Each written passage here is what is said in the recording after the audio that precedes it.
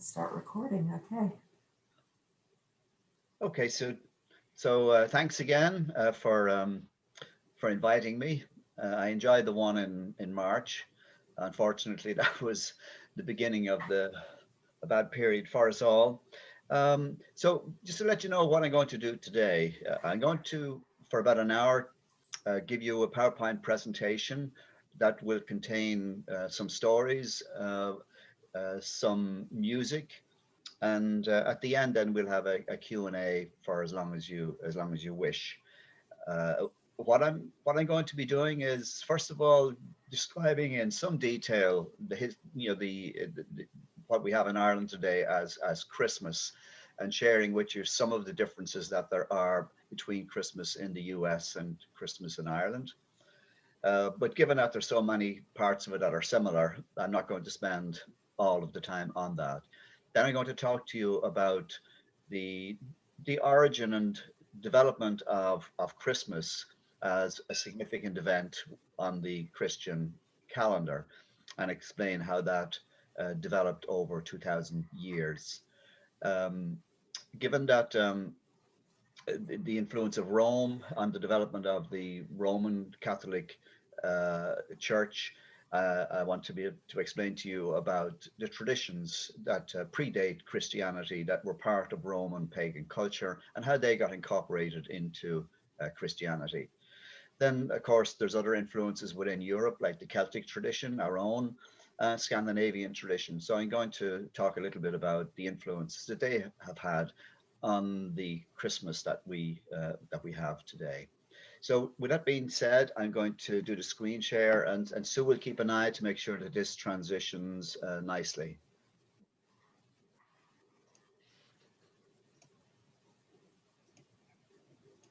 So you should see a slide here now that announces.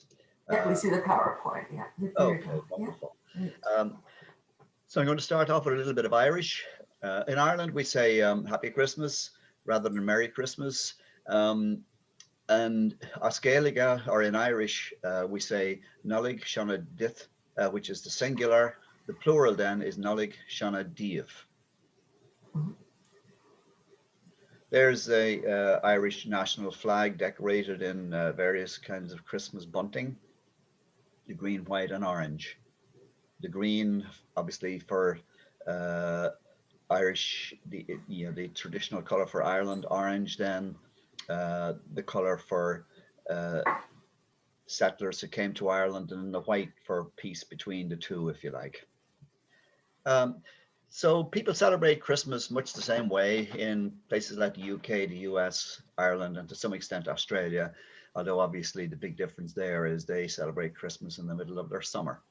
Um, Christmas in general for Irish Catholic people then lasts from Christmas Eve to the Feast of the Epiphany on January the 6th. So that's the 12 days of Christmas. And the last day is called Little Christmas or Women's Christmas. The old tradition that people put a tall, thick candle on the sill of the largest window after sunset on Christmas Eve, that still uh, carries true for a lot of people. It's left to burn all night, and obviously represents a welcoming light. Um, Now, there's an old story in Ireland, or an old tradition, that the person that lights the candle should be called Mary. I suppose one of the big differences here is the dinner. In Ireland, we don't celebrate Thanksgiving, so the turkeys get a bit older and bigger in Ireland. So the traditional meal then is a roast turkey with baked ham, roast potatoes, mashed potatoes, Brussels sprouts, potato, and bread stuffing or gravy then, and sometimes cranberry sauce.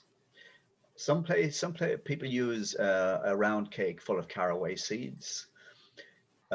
In parts of the southern area in Munster, people use spiced beef. And then, of course, it all ends up with a lot of dessert. And dessert is very rich.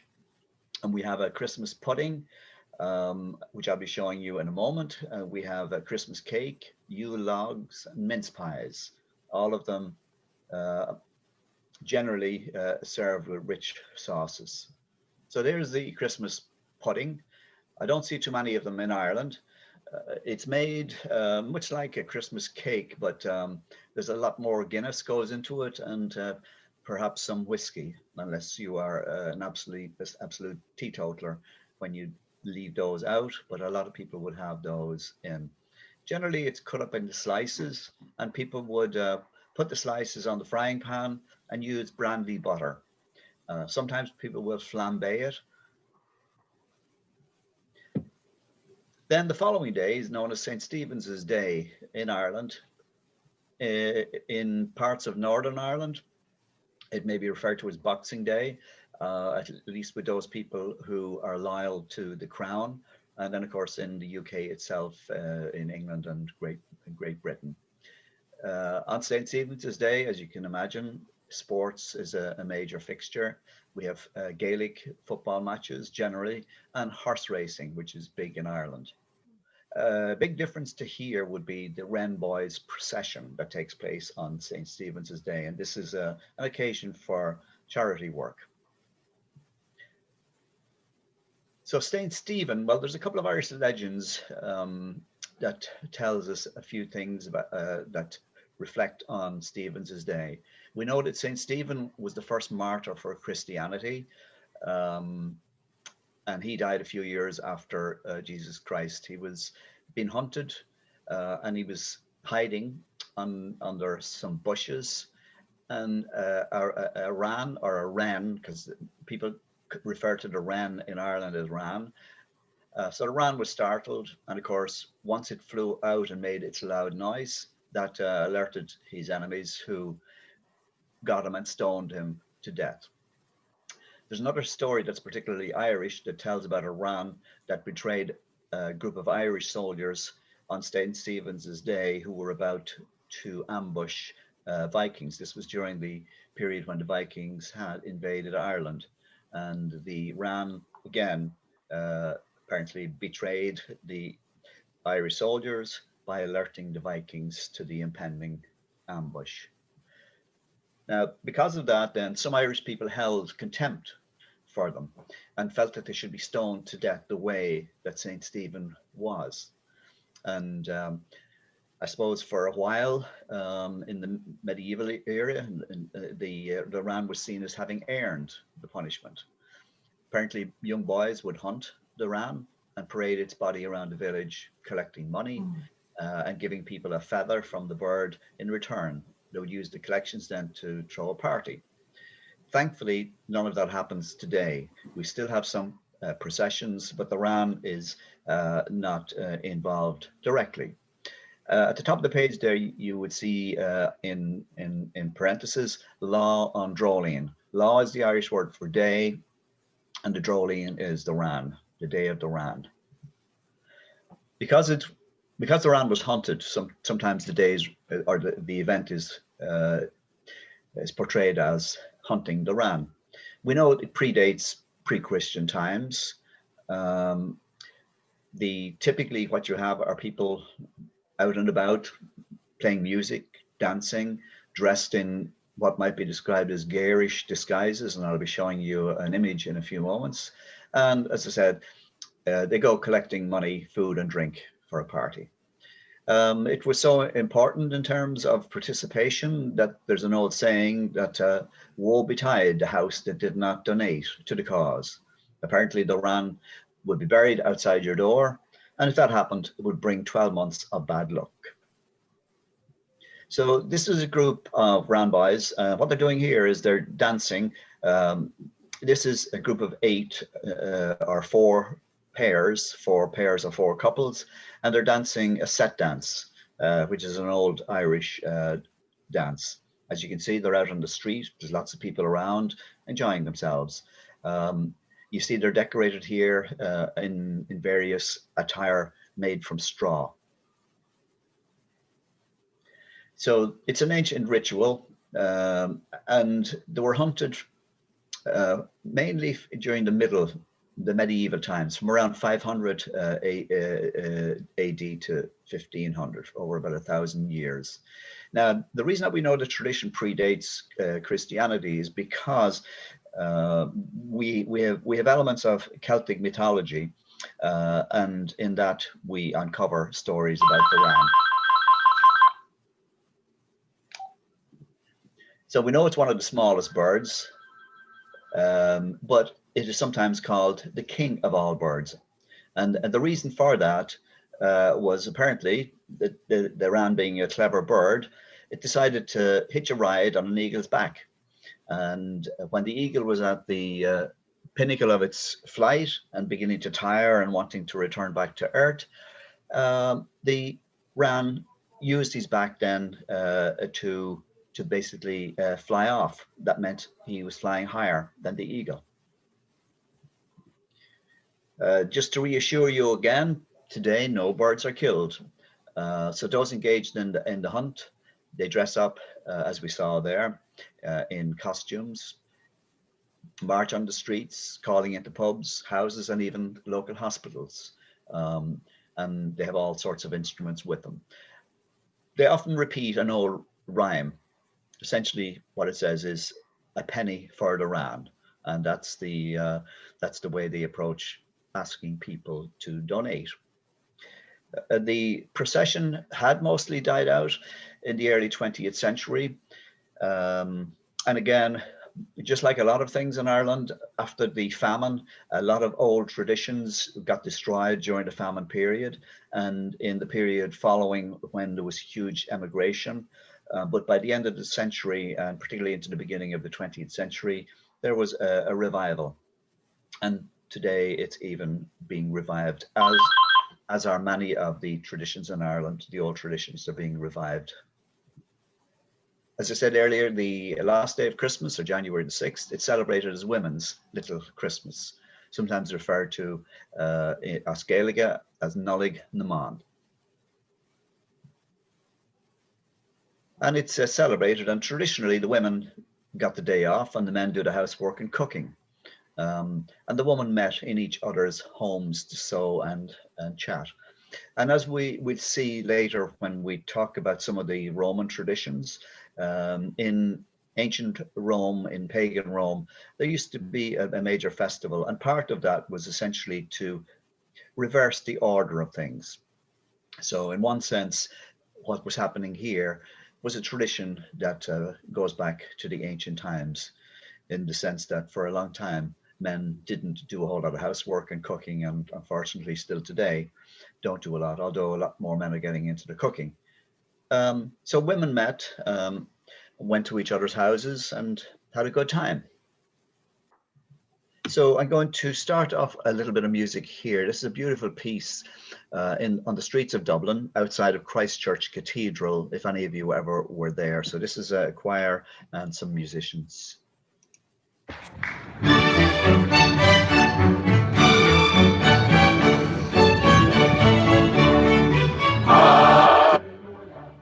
Hallelujah, hallelujah, hallelujah, hallelujah. Hallelujah, hallelujah, hallelujah, hallelujah, hallelujah. For the Lord God omnipotent reigneth.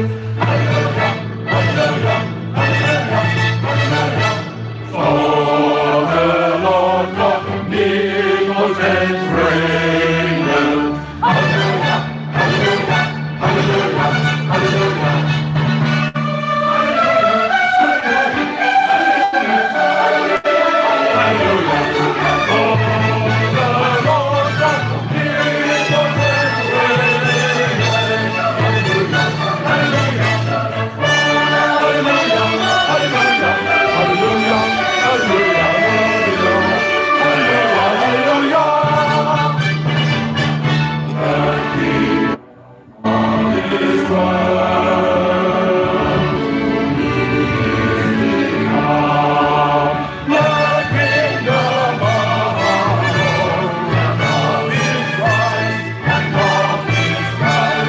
He shall reign forever and ever.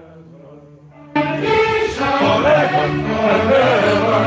And he shall reign, and he shall reign forever, forever and ever.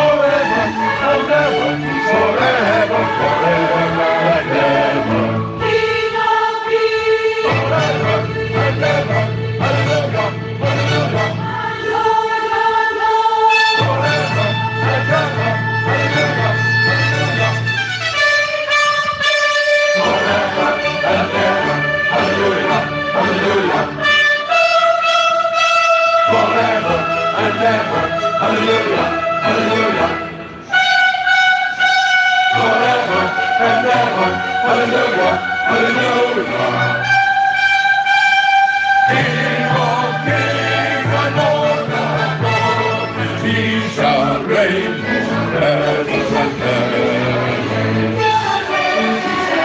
he shall reign forever and ever. King of kings and Lord of lords.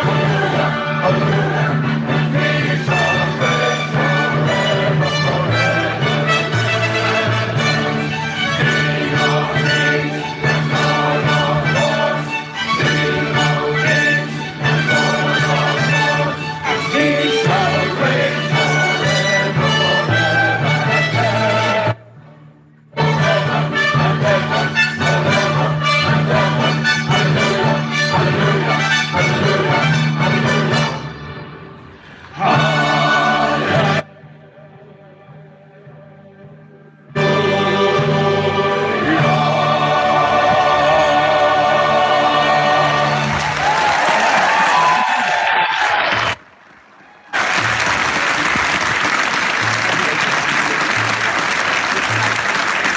So I hope you enjoyed that.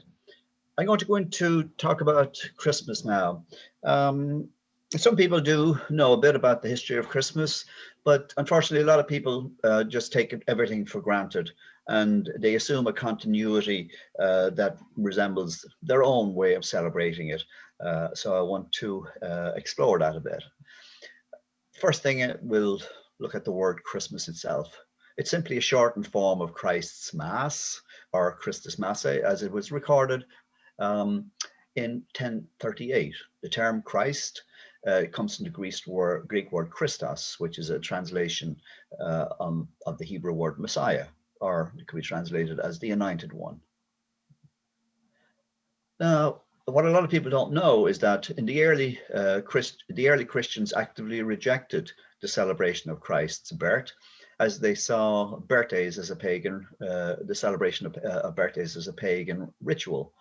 And their source for that was the Bible, because in the Bible it was figures like the Pharaoh that were referred to. So essentially, for the first 3 centuries of Christianity's existence, the 3 centuries in which Christians were persecuted, Jesus Christ's birthday wasn't celebrated at all. Just a quick detour to give you a little bit of history here about the Roman Empire and its relationship with Christianity. In the first 3 centuries, during the persecutions, as an example, I think it was 28 of the first 31 popes were martyred. Now, key dates were in 306. Emperor Constantine, he took over as the emperor. He had been stationed in Britain, and when he decided he wanted to become emperor, he had to take on another person who felt they should be emperor. So he had to recruit an army, and coming from Britain at the time was Christian, and so was many parts of Western Europe. So he had to recruit Christian soldiers. He would have had some soldiers from Rome itself who weren't Christian, but a lot of them were Christian. So apparently what he had to do was he had to make a commitment to the Christian soldiers that if he won, that he would stop the persecution of Christians. And that happened. He won. So the first piece of legislation was the Edict of Milan, 7 years later, that legalized Christianity.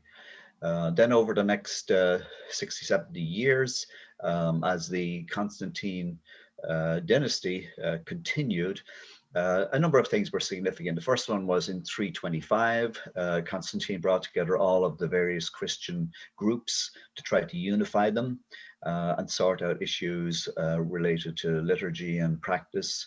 And that was in Nicaea. And from that comes the Nicene Creed, the Our Father. Then eventually, anyway, in 380, the emperor at the time, Theodosius I, he proclaimed Christianity as the sole religion of the Roman Empire. So now, less than a century after it had been persecuted and people were being imprisoned and killed for their beliefs, now Christianity was the religion of the Roman Empire, and the Roman Empire was still in existence. Now, over the next 100 years, it fell apart.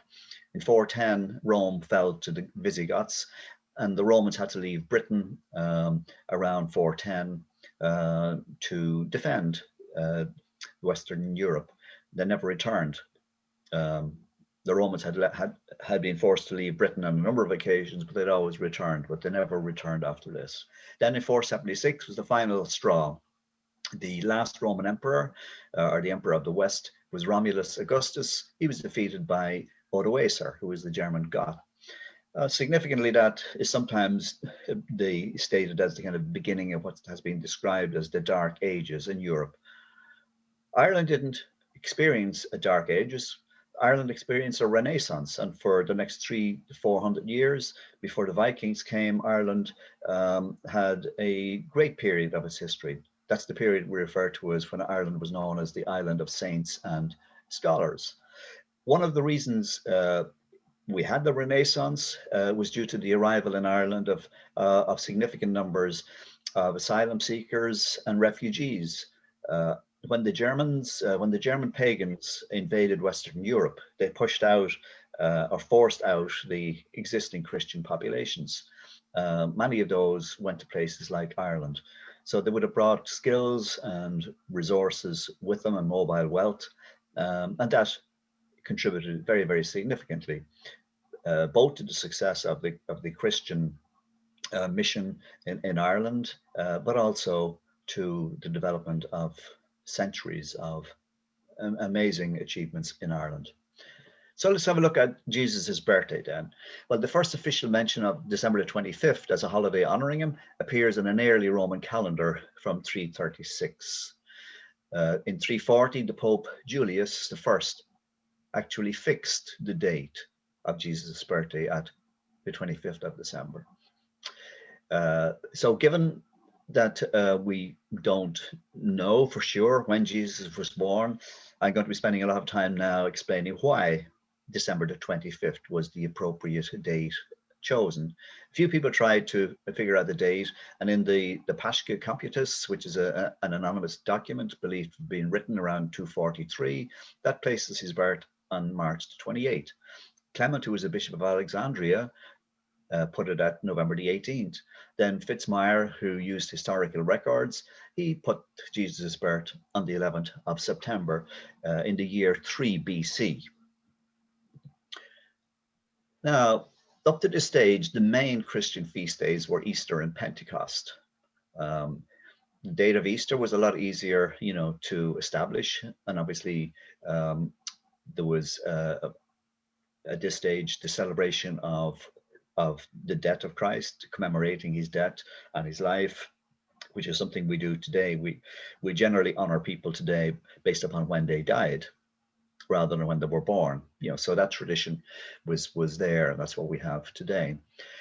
So those Easter and Pentecost were the main occasions on the Christian calendar until at least midway through the 4th century. Then Christmas and Epiphany were added. And that, of course, corresponds now with the adoption of Christianity by the Roman Empire.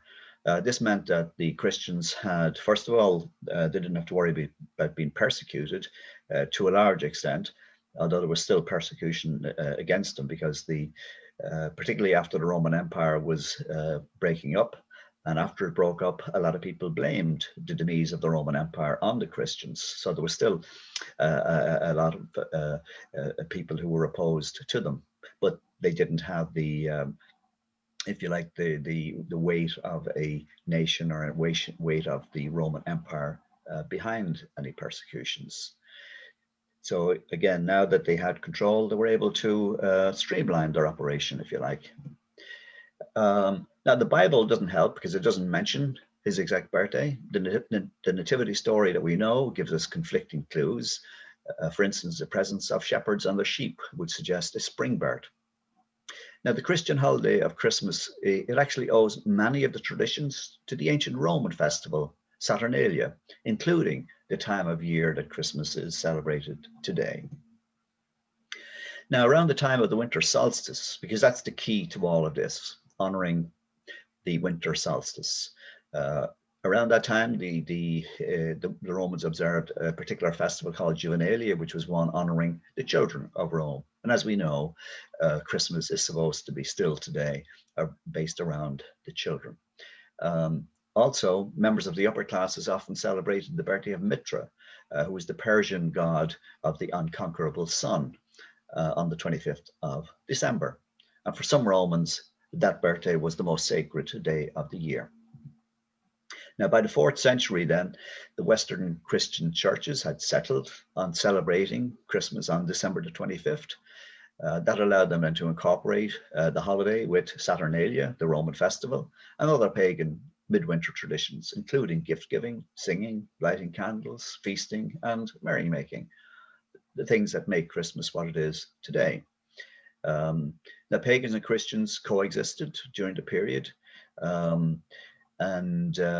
Again, the issue here was trying to find a way to convince the remaining pagan Romans to accept Christianity as Rome's official religion. And some of the compromises, if you like, that had to be made was to continue to allow some of the festivals and traditions that were core to the beliefs of the remaining pagan Romans, to allow those to continue in some form or other. And that's what happened. Then over the next number of centuries, the celebration spread, although many Christians continued to view particularly Easter as more important. As I said at the beginning, December the 25th was established as the Nativity Feast Day, and the official Nativity Mass then was agreed to be the one at 9 a.m.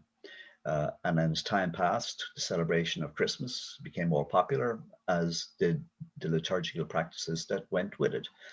And then eventually Christmas Mass became a central fixture in the Roman calendar, in the church calendar, and it led to the day becoming known as Christ's Mass by the 11th century. So the yearly tradition at that time of the year, at solstice, people were celebrating light and birth in the darkest days of winter. People rejoiced during the winter solstice, essentially because the worst of the winter was behind them, and they could look forward to longer days and extended hours of sunlight. Now, there were a couple of other things as well that helped, that made that time of the year a perfect time. At that time of the year, it was customary for cattle to be slaughtered so that they would not have to be fed during the rest of the winter. And that meant that for many people, there was plenty of food, particularly a supply of fresh meat. Significantly as well, all of the wine and beer that had been made during the year was now fermented and ready for drinking. So you had all of the ingredients for a celebration.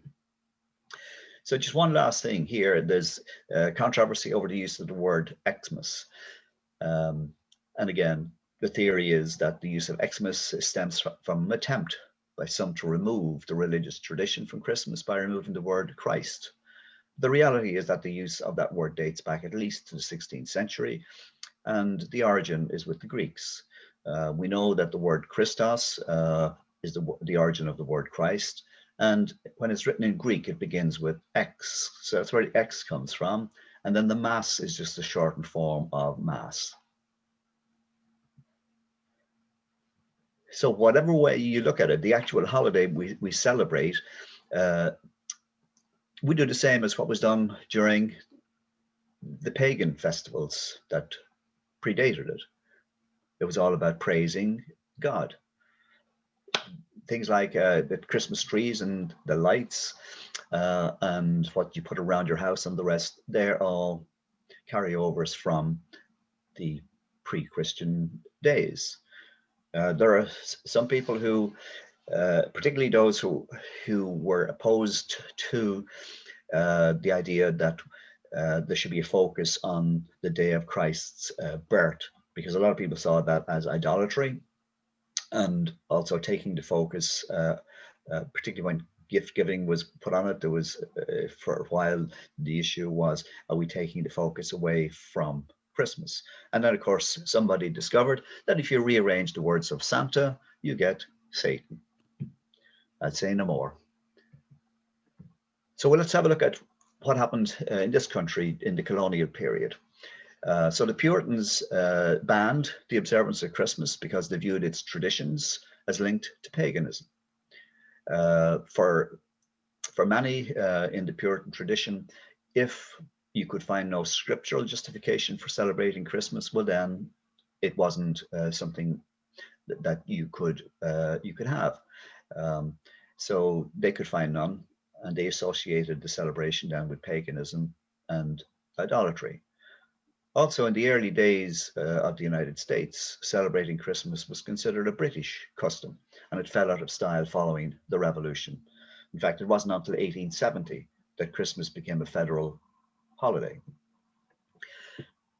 Now I'm going to show you a beautiful piece here. Many of you will have heard of Anne Murray. Some of you may have heard of the Leahy family. The Leahy family, the mother was born in Cape Breton and the father, I think, in Ontario. And they raised a huge family, and they all danced and played music and were all on stage throughout most of their young life. I think you'll enjoy this. I thought I came from a big family. I have 5 brothers until I met this next bunch. Not only are they a great big family, they're a great big talented family. You've probably heard them on radio.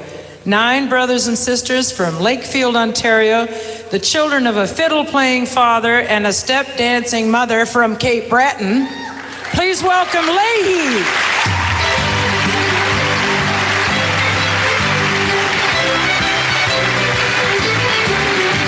The holly green, the ivy green, the prettiest picture you've ever seen. It's Christmas in Killarney with all of the folks at home. It's nice, you know, to kiss your beau while cuddling under the mistletoe. And Santa Claus, of course, you know, is one of the boys from home. The door is always open, the neighbors pay a call. Father John, before the storm, will bless the house and all. How grand it feels to flick your heels and join in the fun of the jigs and bills. I'm handing you no Blarney, the lights you never know. It's Christmas in Killarney with all of the folks at home.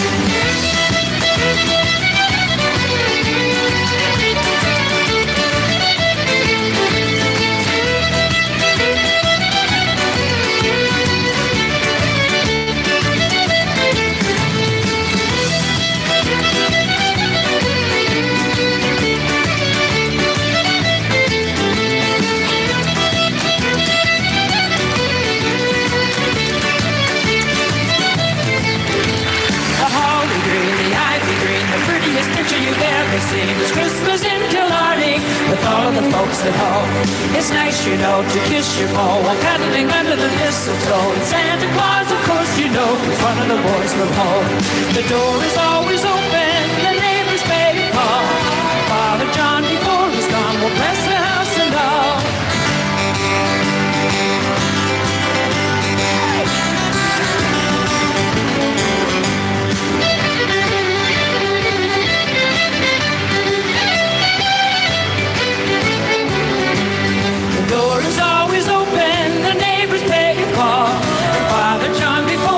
Will bless the house and all. How grand it feels to kick your heels and join in the fun of the jigs and reels. I'm handing you no Barney, the lights you never know. It's Christmas in Killarney with all of the folks at home. It's Christmas in Killarney with all of the folks at home.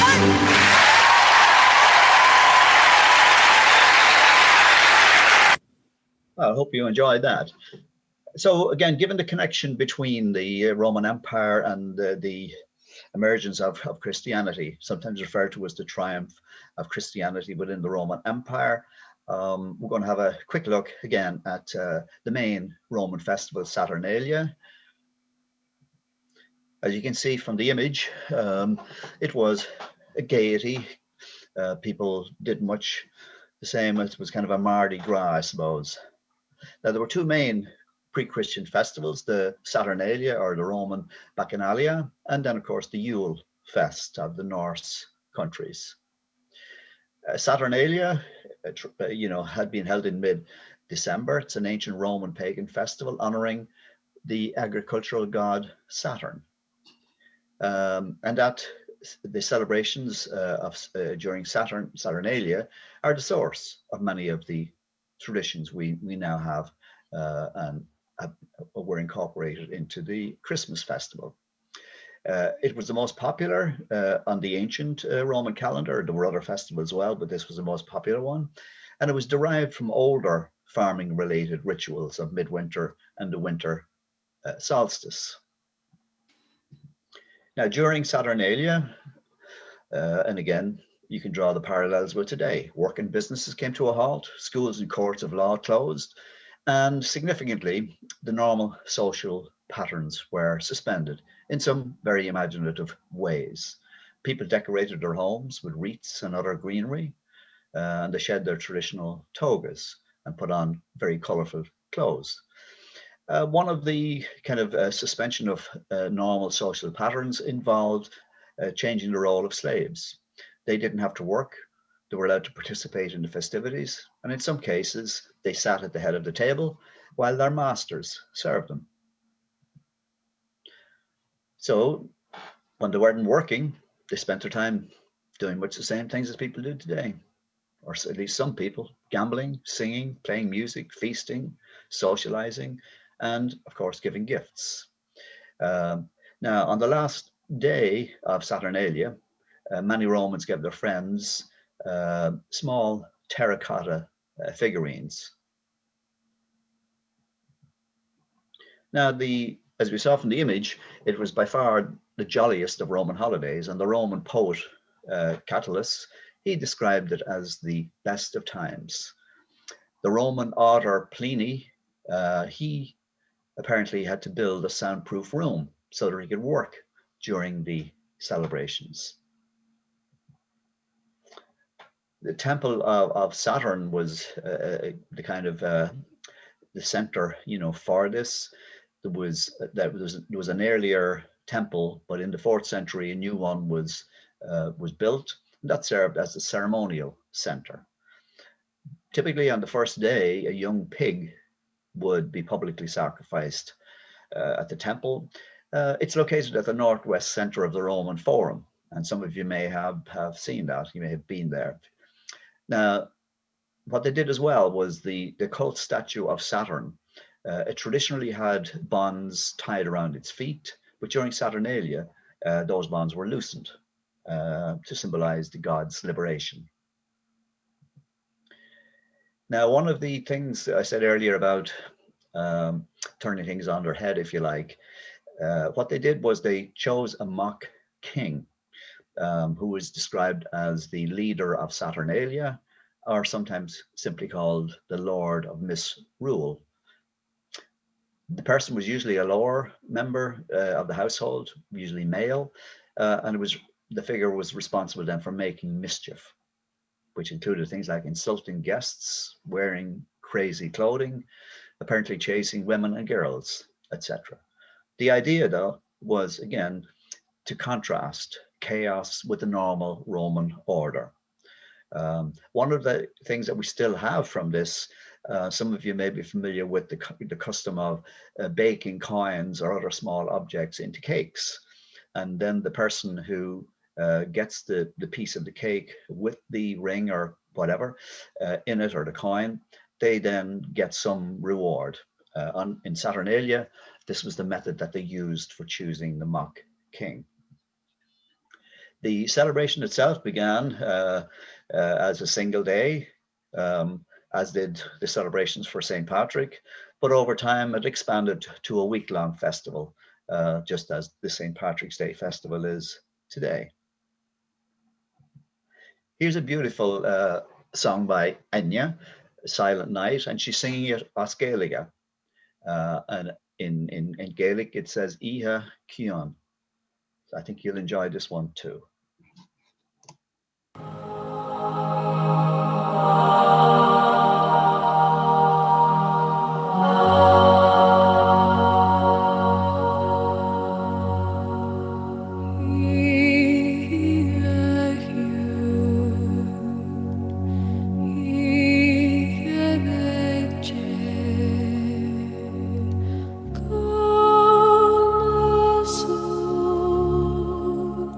Jesus.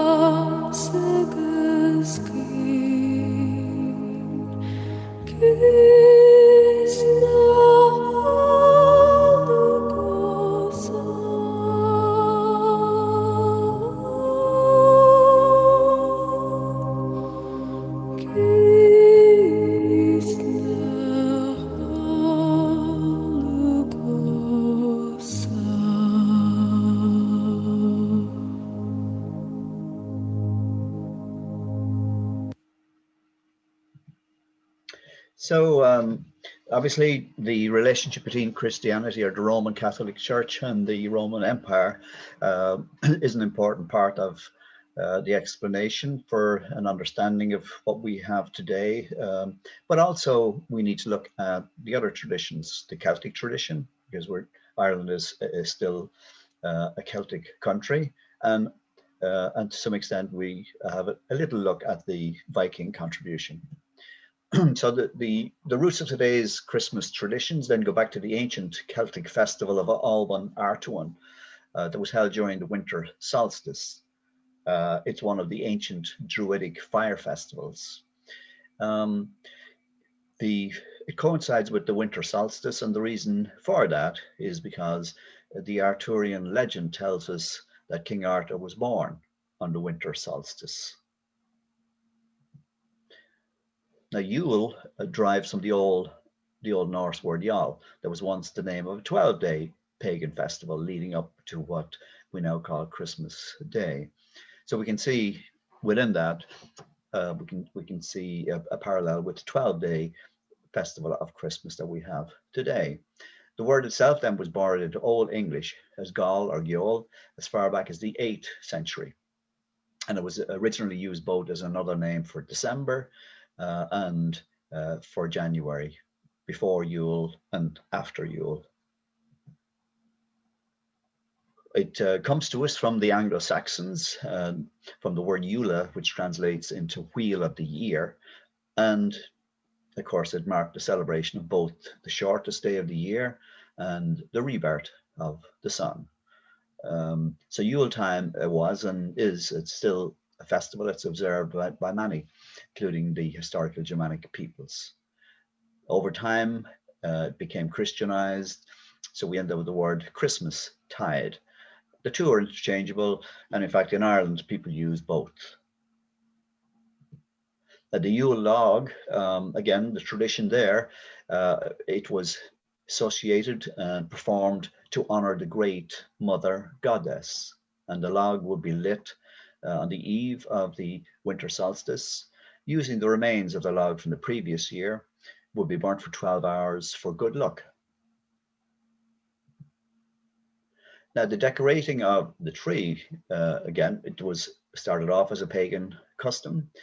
Brightly colored decorations will be hung on the tree, usually a pine, to symbolize the various stellar objects which were of significance to the pagans, like the sun, the moon, and the stars. And you'll still find that today. People will put up images of all of those. Also, there's a tradition then of representing the souls of those who had died in the previous year. And I can remember my own mother, talking about that when we were decorating the tree. The modern practice of gift giving itself then evolved from the pagan tradition of hanging gifts on the Yule tree as offerings to the various pagan gods and goddesses. Now, in terms of the Christian tradition, as I said earlier, with the Puritans, they did not celebrate, and in fact, from 1659 until 1681, in Boston, you could be fined up to 5 shillings for celebrating Christmas. In Scotland, because of the tradition, the Presbyterian Church after the Reformation, in Scotland, they viewed Christmas as a papist or a Catholic event. So a lot of people did not celebrate it. Now let's look at some of the central characters, one of them obviously being holly. It's a symbol, probably the one that's most commonly associated with Christmas, and it's been used for over 2,000 years. And again, holly had religious significance with the pagans long before it was adopted by Christianity. So it was associated with Saturn in ancient Rome. It was also important in the various pagan and Druidic religions and customs. It was customary to place holly leaves and branches around your dwellings during winter. The nice thing about that was that it was intended as a kindly and hospitable gesture. Some stories tell us that people believed that the tiny fairies, which inhabited the forests, could come into their homes and use the holly as shelter. Now, what we do know is that holly growing in the wild is often used as shelter by small animals, particularly insects. And if you look out your windows today, obviously you're going to have difficulty finding something green. So it was the evergreen nature of holly that made it special. And they had a lovely way of looking at it. They believed that it would remain green to help keep the earth beautiful when the deciduous trees had shed their leaves. They used to wear it in their hair. Now, the significance of the holly berries, they were thought to represent the sacred menstrual blood of their goddess. And obviously that changed with Christianity. So in Ireland and Britain, the early Christians adopted the tradition of decorating their home with holly. And some of that, as I explained to you earlier, was to avoid persecution, so that they would still be seen as, at a distance anyway, as if they're decorating their homes in the same way as pagans. But again, over time, even when Christianity began to gain dominance, it just became incorporated into the religious practices of the Christians. One thing they did change, though, was the significance of the berries. So now it symbolized the blood of Christ rather than the menstrual blood of the goddesses. Mistletoe, I suppose, is a very important part as well. Now, a lot of people don't realize it, but the literal meaning of mistletoe is dung on a twig. We get that from the Anglo-Saxons because they realized that the plant essentially was an aerial parasite and that it was fertilized by the droppings of birds. And some people then contrast that with the kind of romantic image that a lot of people associate with mistletoe. So we got a contrast there. Some people refer to mistletoe as all-heal or golden bough.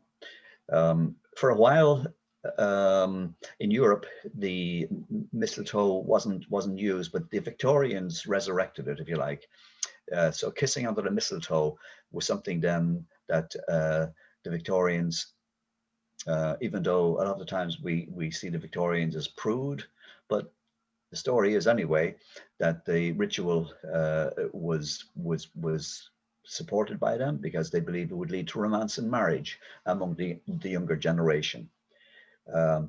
Today, we know the mistletoe is used and has been used in ways that have brought about disrepute, I suppose, in some ways to the mistletoe as a result of things that happen at Christmas parties. Now, the main thing, though, is that the mistletoe was known by the Celts and the Vikings as a healing plant, upon which superstition and myth bestowed miraculous healing powers. And that was quite simply because they didn't have a scientific explanation. What they did know was that mistletoe had properties, and those properties were important, and they could do very useful things. So rather than not being able to explain it in a scientific way, it was just seen as a miracle. So it was a sacred plant. It was believed to have all sorts of miraculous qualities, as for instance, the power of healing diseases, making poisons harmless, giving fertility to humans and animals, protecting from witchcraft, banning evil spirits, bringing good luck and great blessings, just to name a few. So it was considered so sacred that apparently enemies who happened to meet beneath a mistletoe in the forest would lay down their arms, exchange a friendly greeting, and keep a truce until the following day. You know, it's something that it's a tradition, that has carried through. Now, whether that was more hopeful than what actually happened, we don't know. But again, it was a nice thing. What we do know is that from that custom grew the practice of suspending mistletoe over a doorway or in a room as a token of goodwill and peace to all who came in. I don't have time in this to go into more about the contribution of the Vikings to Christmas, but I want to share with you this Viking myth. During the Viking era, when the Vikings were in Ireland, in Dublin, there used to be an annual, sorry, I'm not too sure whether it was annual, but there used to be a regular storytelling festival. And storytellers from Ireland, from Iceland, and from the Viking world would come and share stories. There would be a week-long festival of drinking and telling stories. So anyway, this is an example of a Viking myth. And it's all about the sun. As we know, from time immemorial, everybody in prehistory knew the importance of the sun. They knew that if without the sun, we wouldn't survive another day. That's why the sun was always the most important god in every human civilization, and prior to that, human groups. So this one is based around the Viking beliefs of mistletoe powers, and they have this myth of the resurrection of Balder. Now, Balder was the god of the summer sun.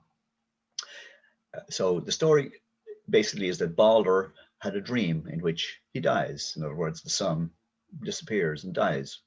The dream alarmed his mother, Frigga, who was the goddess of love and beauty, because she knew if the sun disappeared or if Balder died, so too would all life on earth. So she went to all the elements, air, fire, water, and earth, as well as all the animals and plants, and asked them to spare her son. So again, she was well received. She believed then that she had got the cooperation of everybody, and she then reassured Balder that he would live forever. But unfortunately, Balder had one enemy, Loki, who was the god of evil. And Loki found one plant that Frigga had overlooked, the mistletoe. And as I said earlier, the mistletoe is an aerial parasite because it doesn't grow on the ground or under the ground. So Loki made a poisoned arrow tip with the mistletoe, and he tricked Balder's blind brother Hoder into shooting the arrow and killing Balder. So again, there was 3 days then, the earth grew dark and the skies poured rain. Each of the elements tried to bring Balder back to life, but were not successful. In the end, it was Frigga, his loving mother, who brought him back to life. Legend says that it was her tears that she shed during those terrible 3 days that turned into the white berries that you see today on the mistletoe plant. So what did she do? Well, in her joy at the resurrection of Balder, she reversed mistletoe's poisonous reputation, kissed everyone who passed beneath the tree in which it grew, and she issued a decree that should one ever pass beneath the mistletoe, they should have a token kiss and no harm would befall them. A nice tale. The Christianity developed differently, throughout Europe. Obviously, the relationship between the Roman Empire and Christianity developed early, but it wasn't for literally another 800 to 1,000 years that Christianity went to places like Scandinavia. And it came in a particular way. Charlemagne, who was the King of France, was made the Emperor of the Holy Roman Empire by the Pope. And when he did that, he issued a decree which gave people two choices. One is you could convert, and the other was you could be executed. Now, the Vikings in particular did not like that. And they, a lot of the horrible things that the Vikings did in terms of trying to destroy Christianity in Ireland is rooted in the fact that they had been slighted initially by the church and they wanted to destroy it. Mistletoe then was one of the casualties, and for centuries it was forbidden to display the plant on Christian altars. And eventually, as I said earlier, the Victorians decided it would be a good idea to encourage romance. So they brought the mistletoe back. At Christmas, you're going to be doing some toast. You'll be raising your glasses. And here's a toast for you. May all things that impart delight be richly spread upon your board, and may you have an appetite demanding all you can afford. So there's a story about the Christmas toast, where it comes from. And it obviously has got to do with alcohol. And apparently in the 12th century, the quality of wine and ale was so unpredictable that it became common practice to dip spiced toast into alcoholic drinks to draw out or mask any bad flavors. And that continued for centuries, obviously, until the quality control people arrived. So then the quality of drink improved. Then the idea of raising a toast to a special member of a party emerged. And that drew on the idea that the guest was like a figurative piece of toast that improved the flavor of the drink. So a nice way to think about it. There's a couple of limericks here. I'll just share one of them with you. There was once a snowman named Scott. He didn't do well when hot. He was having some fun when out came the sun, and now our friend Scott is not. As I'm coming close to the end, I would like to give you this Irish Christmas blessing in case you're looking for one to send to people this Christmas. The light of the Christmas star to you, the warmth of a home and heart to you, the cheer and goodwill of friends to you, the hope of a childlike heart to you, the joy of 1,000 angels to you, the love of the sun and God's peace to you. Here's a beautiful version of a song I'm sure you all know, When a Child is Born, by Susan Boyle and Johnny Mathis. So sit back and enjoy this.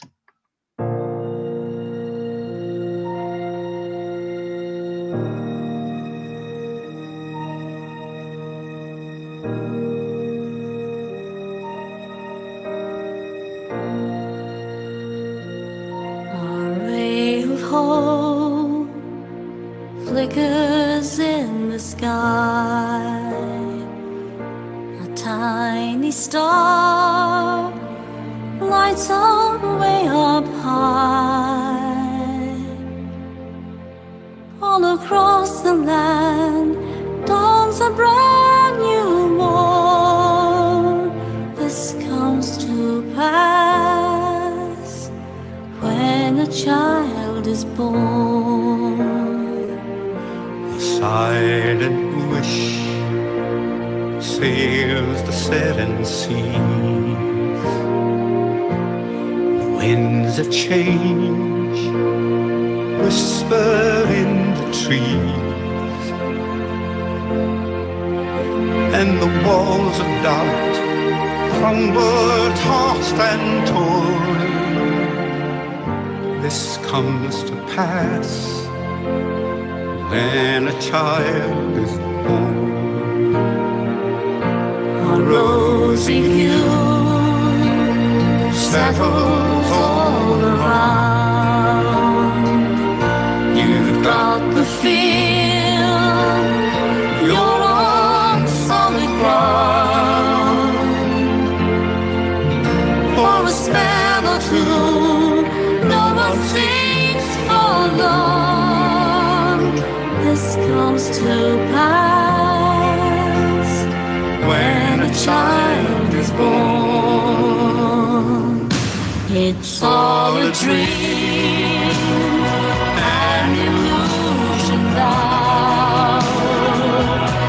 It must come true sometime soon, somehow. All across the land dawns a brand new morn. This comes to pass when a child is born.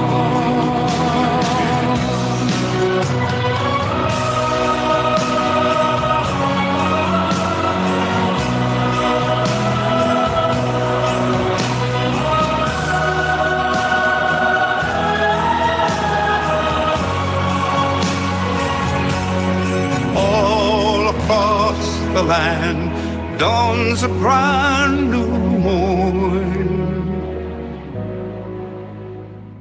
This comes to pass when a child is born.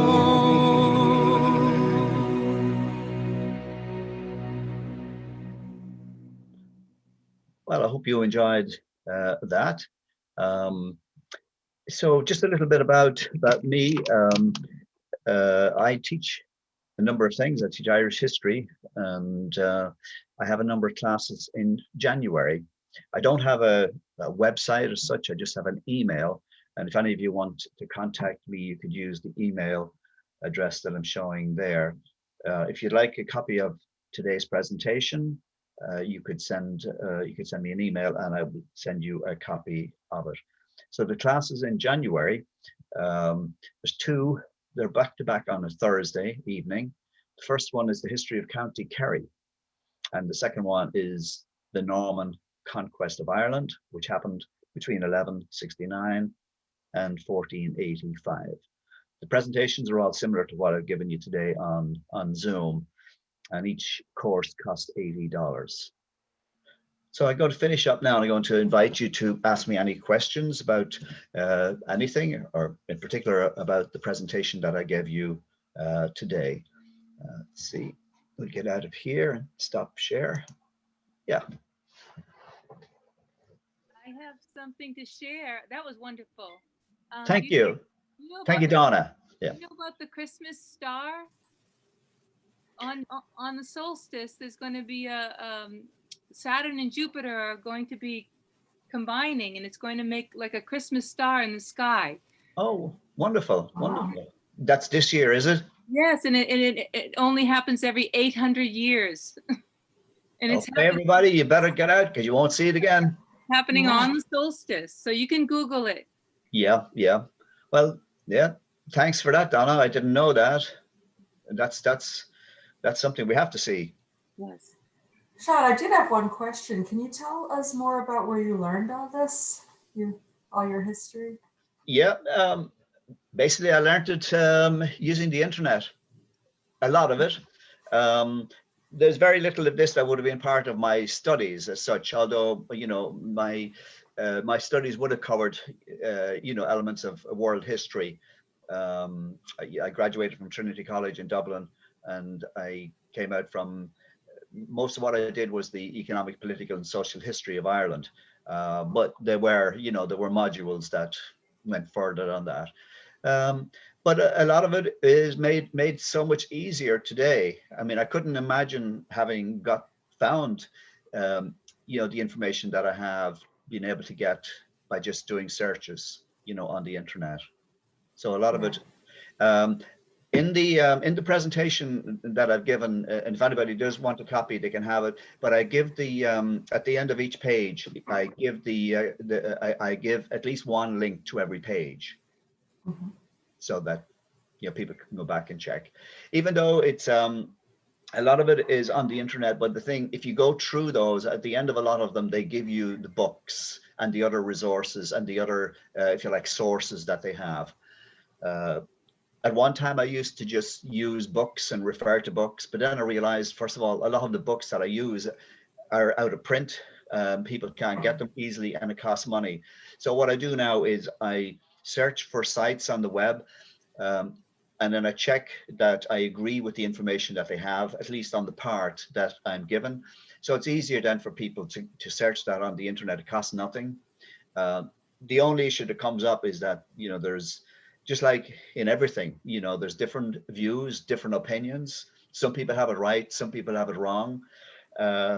Some people have a different story, you know, but they have a source that is irrefutable. Somebody else will have another source that may be irrefutable as well, because sometimes we just can't get to the root, particularly if something that happened maybe a couple of thousand years ago. Yeah, that's fascinating. Anybody else got a comment or a question? Oh, You just is turn on somebody your raising mic. their hand? Yeah, you have to turn on your mic. Just Hi, could you? Hi, that ahead, was very Jack. good. Thank you. Can you speak about Christmas music and caroling and getting together and singing, and what are kind of popular Christmas carols? Well, all of the usual, you know, ones. There's, if you search on the internet, there's a couple of sites that gives you up to an hour, you know, of Christmas songs, and they would be, you know, generally the ones that would be sang in, you know, in Ireland. There's, you know, any of them that you'd find there, you know, they would be known. everyone will have their own selection of which ones they prefer. But again, there's if you do search on the internet, you will find some resources there that will help you go to that. But the carols would be, I'm sure, if you are a caroler, I'm sure there's very little difference than the ones that you're familiar with. Okay, we've had a lot of people thanking you in the chat for a wonderful presentation. I don't know if you can see the chat as well. Yes. Well, Oh, good, good. Okay. Sean, yes. Go are ahead. there any particular traditions that young children love in Ireland at the holidays? Well, it's hard to beat the getting gifts. That's what they're expert at. But children will sing. Children will go caroling.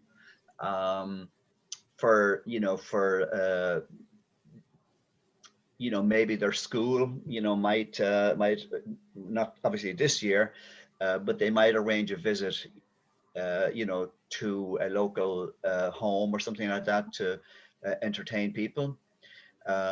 They would put on maybe a Christmas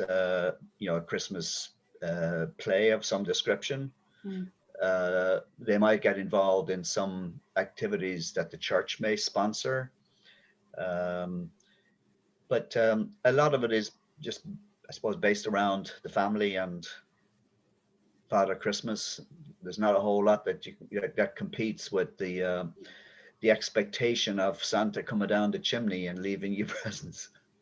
Yeah. Thank you. And that's what they believe in. It's not Amazon that brings it; it's Father Christmas. Sure. Right. Anything else? Okay, folks. Well, if you ever want information about my courses or that, you could probably find me anywhere by just searching the internet, put my name in Cape Cod, and you'll probably find something.